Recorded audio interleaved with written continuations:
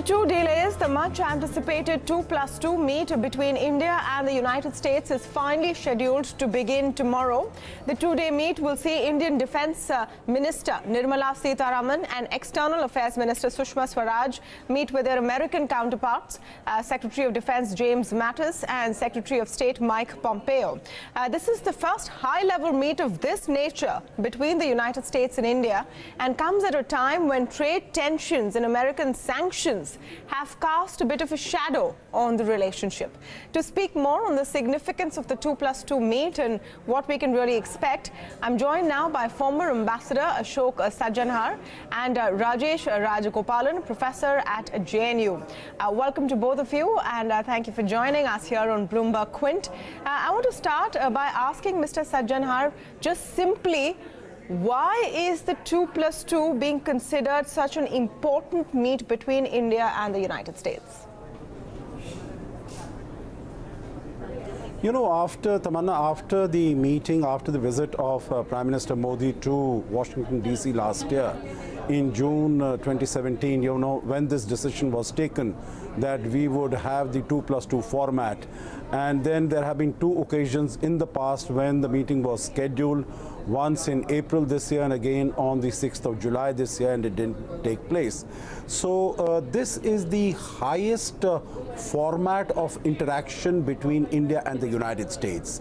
And the objective of this meeting is how to deepen and to expand the cooperation, whether it is in strategic terms, it is in defense terms, it is across the board, and we can see, both the countries can see that there are a large number of challenges that confront India, that confront the United States in the region and in the world, and how the two countries can work together. More recently, we also have had issues like CAATSA, that is countering America's adversaries through Sanctions Act, and the purchase of S-400 Triumph missiles from Russia. That has come under a cloud. Also has come under a cloud oil imports by India from Iran. So these are some of the things, some of the, let me say, the contentious issues which have emerged in recent months, which will be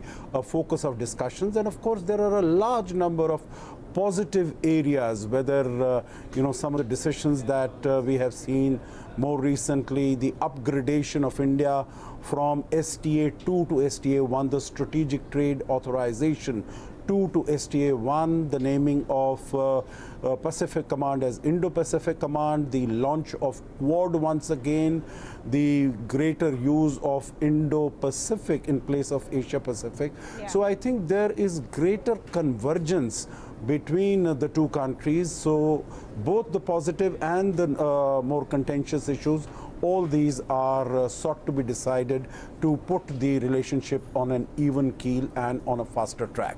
You know, it's interesting because you spoke about some of the contentious issues, and there's a quote from Mike Pompeo before he left. Of course, he's stopping by Pakistan first, where he says that, of course, Iran and the sanctions on Russia will be discussed, but they're not the only priority. Rajesh Rajagopalan, that's all well to say before Pompeo gets in a room with Sushma Swaraj and, of course, James Mattis and Raksha Mantri Nirmala Sitharaman. But how much of a play are these sticky issues, especially Russia, considering a recent statement from a Pentagon official saying that India should not, you know, expect a guarantee of an exception from CAATSA. There are sanctions, American sanctions on Russia, and they would naturally extend to India if we continue with our purchase of the S-400 missile system from Russia. Yeah, I think that issue will definitely be discussed. I don't think that will be ignored in this coming discussions. But we have a lot more to discuss, not just those. I think those issues will have some priority in terms of the fact that they could damage our relations going forward, and also in terms of negotiating how they might be dealt with, because as the Pentagon and the US government has made clear, the fact that there is an authorization that allows the president to waive some of these sanctions doesn't necessarily mean that they will actually do it. It is not actually a waiver that we have got. It's only an authorization for a waiver for some of these sanctions. So we will have to, there will definitely be some negotiations in terms of what India can give in return for the U.S. government waiving these sanctions, at least temporarily. And it's clear that they would expect, even if India refuses to go along with stopping the S-400 purchase, that some other, we will have to give something else in terms of, say, drastically reducing future arms purchases from Russia, or in terms of not making any more major purchases such as this. This is a $5 or $6 billion deal. So they might require that India not do any more of these major purchases, even though I suspect that they will recognize that India, considering that about 70% of our service of our weapons in those various services in the Indian military come from Russia, that we will continue to depend on them for a period of time, but they would definitely expect that there will be no more of those future large deals. So definitely that, I think there is a lot to negotiate on those issues, so I don't think that that will be ignored. I think that will be, that those negotiations will continue. But I think there are also other other issues that go beyond purely the bilateral. I mean, in terms of future military cooperation in the Asia-Pacific, in the Indo-Pacific, in terms of what India can do along with other partners in the Indo-Pacific, such as Australia, Japan, Singapore, and others, and how the U.S. And India could cooperate on some of those issues.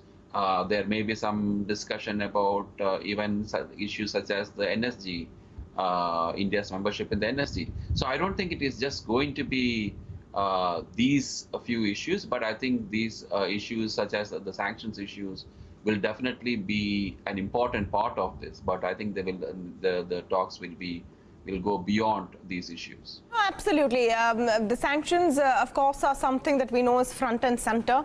It's made the news. There have been statements, which is why it has taken at least spotlight in the media. Another issue, Mr. Sajjanhar, which isn't traditionally necessary to be a part of these bilaterals, because it's the defense and foreign affairs ministers essentially meeting.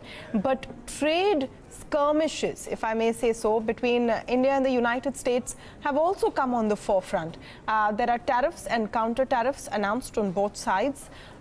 You have now a new issue which was cropped up with India's demand of localization of data, which is going to impact American companies. H-1B visas, etc., are always a sore point. Do you think that some of these topics will also make it to the talks at this level?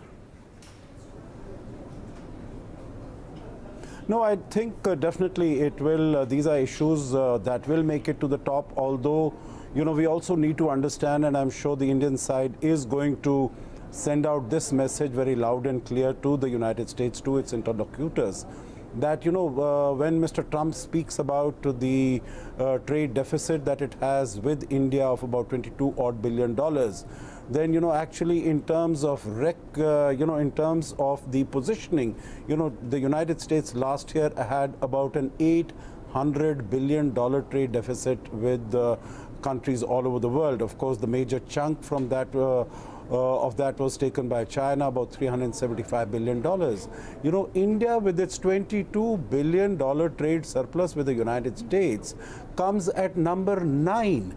It is not a very significant player as far as the overall trade deficit that United States has with the other countries. So I think we will try to send out a message and also tell our interlocutors that we have started purchasing for the first time oil and gas. We've got about $1.5 billion of oil and gas this year. Going forward, it's going to increase to $2.5 billion. We have brought down duties on items of interest to the United States. We are going to buy more aircrafts from the United States. So that is also going to bring down the trade deficit that U.S. has with India. When Suresh Prabhu went to the United States on the 11th and 12th of June, I think discussions on this were held, this issue actually should not take center stage as far as the strategic ties between the two countries are concerned. But then knowing Mr. Trump, his unpredictability and his focus only on trade and basically, reaching out to his constituencies, that he is making America great again and America first as far as trade is concerned and increasing jobs for the Americans are concerned. This tends to assume a much greater role. Now, the issue of what you mentioned, Tamanna, localization of data and privacy and H-1B, H-4 visas, etc. for spouses. These are issues which are not new. These are issues that, I remember when I was in Washington 20 years ago, H-1B was an issue at that time also, and it would come up at every election time. Yeah. So I think discussions in this format will be held. But let me also, if you permit, just make one more point on the earlier issues of import of S-400 from Russia is concerned. I am much more sanguine about this. You quoted an assistant secretary from the Pentagon. It is, if you look at the missives, the communications that went from Mattis and also from Mike Pompeo to the Congress to grant a waiver, they were much stronger, saying that, India was not supposed to be a target of Katsa. It was actually supposed to be Turkey. So let us not make India a victim. And that is why this waiver has been provided. I am very sanguine, I am very hopeful that the two sides will be able to come to an agreement. Of course, the president is required to give a certification to the Congress every 6 months, which I think Mr. Trump should be able to do. And I'm sure that we will find ways to satisfy the provisions of that particular waiver. But as far as S-400 in particular is concerned, I think when Mr. Putin comes here on the 5th of October next month, we should be able to sign that deal without much of a problem. It's also, I think, Mr. Rajagopalan, why we're all looking at these two issues with interest is because India has historical ties with Russia. We have historical ties with Iran. Donald Trump is upset with both at this point. And some of that spillover, and I'm putting it in very layman terms, some of that spillover is bound, or they're trying to put it on India's plate as well. This is also an opportunity for us and perhaps a necessity to show that we decide our diplomatic relations on our terms and not just because we're friendlier with the United States right now than we've ever been, isn't it? Well, I'm not entirely sure that I would agree with you on that, because ultimately the reasons why we are becoming so much closer to the United States is because we have our needs, which is primarily having to do with China's rise and the pressure that puts on us, both in a military sense on the border and on the Indian Ocean, but also in terms of the pressure that we feel in multilateral institutions, in the UN, NSG, other places. So I think, yes, we do have historical ties with Russia and Iran, but the calculation that we need to make is in terms of what is more important. I mean, how much can Iran and Russia provide us as compared to how much the United States can provide us. International politics is a somewhat brutal and crude game, and so we need to play it according to the terms of that game rather than on the basis of whether our historical ties are relevant to this. Iran and Russia definitely don't seem to think that those historical ties need to make them give any special privilege for India. For example, Russia's relations with China has improved dramatically despite the fact that they earlier made promises that they would not supply weapons to China that are superior to weapons that they supply to us. And so now they have done that. And so I can understand the Russian reasons for doing that, but the fact is that Russia is following its interest, and in a sense, so should we. So yes, those relations are important, but ultimately what we need to look at is where we go from here, what our needs are as of now, and not look at what historically our relations have been. Let me ask you the broader question, Mr. Sajjanhar, because India and United States as a bilateral relationship has been developing over the last decade or so. But in Trump's world, how much of a priority is India? The fact is that this 2+2 meet was delayed twice. Once because the Secretary of State was changed. Second time, Pompeo had to go to Pyongyang instead. That was a bigger priority. How much of a priority are we in the worldview of the Trump administration, or are we looking at this as a bigger deal than it really is from the American perspective? Well, let me put it this way, Tamanna. Definitely our relations with the United States are much more important than India is for the Trump administration. So, let us not delude ourselves by thinking that if the United States is the most important partnership for India at this stage, then India is also the most important partnership for United States. It is obviously not. It has other priorities, particularly as far as China is concerned, particularly as far as Russia is concerned. Also, it is focused much more on Iran. It is focused much more on North Korea.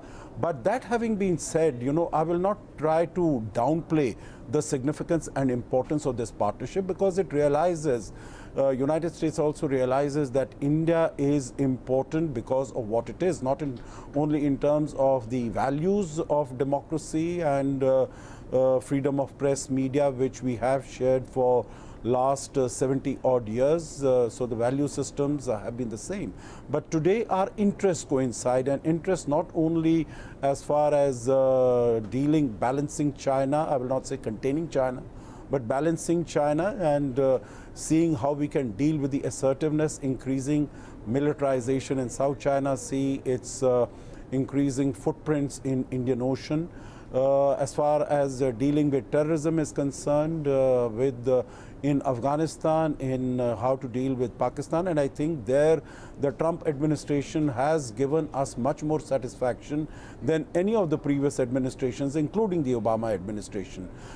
India is a growing market, so not only for goods but also for defense equipment. We signed the defense deal. I remember when I was there in Washington, D.C. in 2005, and at that time we had hardly any imports from there.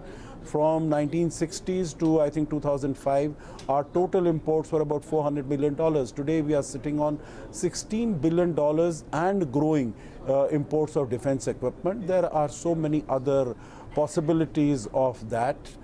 So I think there are a large number of areas. We are talking about the largest number of exercises between the two countries, more than 60 dialogue mechanisms between the two countries. It's a strategic global partnership.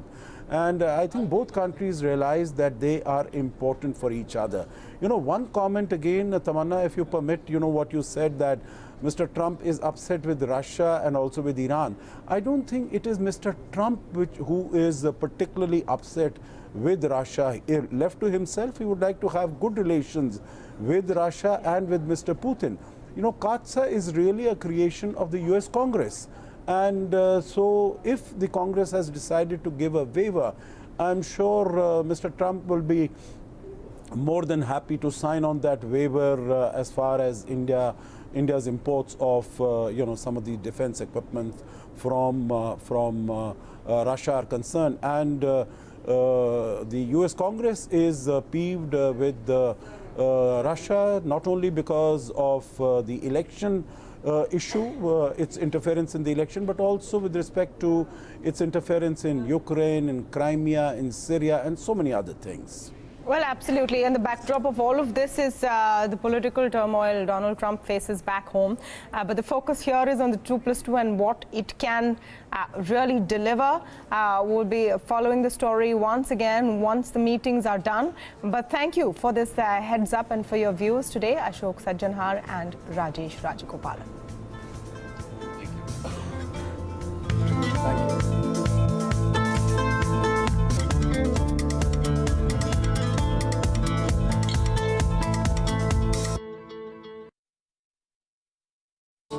Good news.